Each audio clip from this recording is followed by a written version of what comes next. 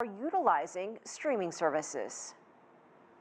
Yeah, we've actually been seeing a lot, right? I mean, global events, live events business is a $1.3 trillion business. And what's been happening is people are using platforms now, whether it's like, you're sitting on a WeChat platform, you're on Bilibili on the B site, right? People are actually live streaming performances. They're live streaming classes. They're actually teaching things. And because people are at home, there's a big consumption for learning, a big consumption for entertainment because there's nothing to do, right? And so these platforms have become so important, especially for just concerts, events, even life stories, and sort of seeing alternative means of streaming that are popping up almost everywhere within China and across around the region.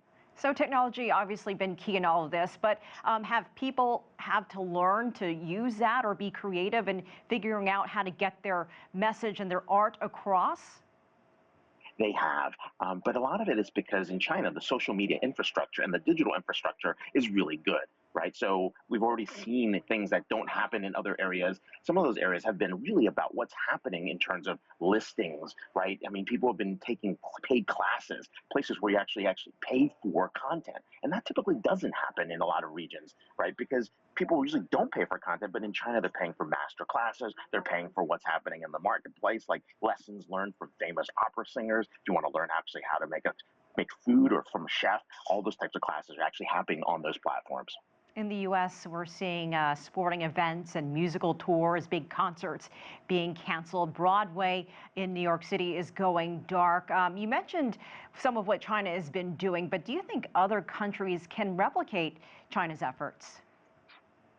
Yeah, I think we're going to see that, right? Part of the thing with professional sports is they are compensated for the streaming component. And so some players are actually playing to empty stadiums. And because they're playing to empty stadiums, they're also doing live concerts, like everything's all set up without an audience. And because they do that, they now have the ability to actually broadcast. We're going to need a lot of content, especially in countries where they're going to be locked down for containment for the next 4 to 6 weeks or even 8 weeks. There's going to be a need for people to have something to do. And so you're going to see individual concerts, individual streaming, and new types of platforms pop up. So that being said, how much, if any, has the entertainment industry been hurt by COVID-19? And how long will it take for them to recover?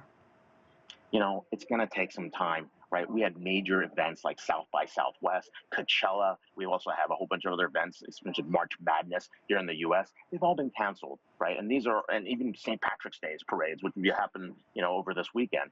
And those are very important areas because when we think about, those cultural events and what's happening on the social side, it's kind of important.